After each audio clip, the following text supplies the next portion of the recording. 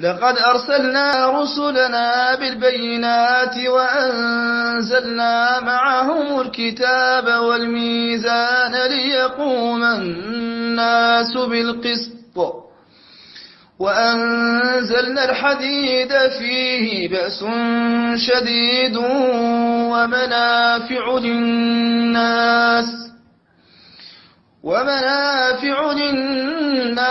وليعلم الله من ينصره ورسله بالغيب إن الله قوي عزيز.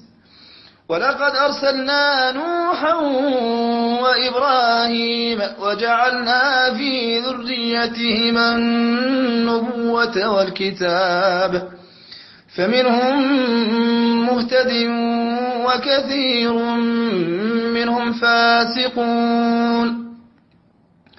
ثم قفينا على آثارهم برسلنا وقفينا بعيسى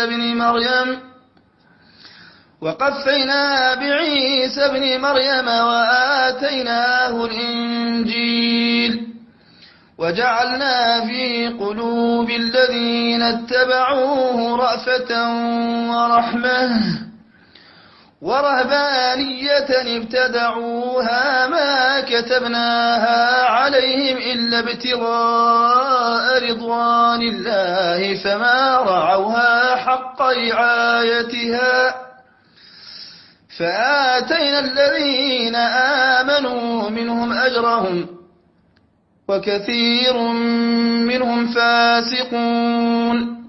يا أيها الذين آمنوا اتقوا الله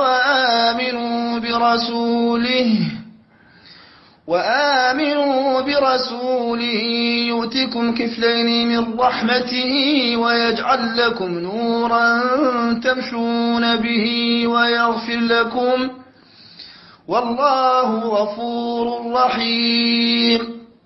لئلا يعلم أهل الكتاب ألا يقدرون على شيء من فضل الله وأن الفضل بيد الله يؤتيه من يشاء والله ذو الفضل العظيم.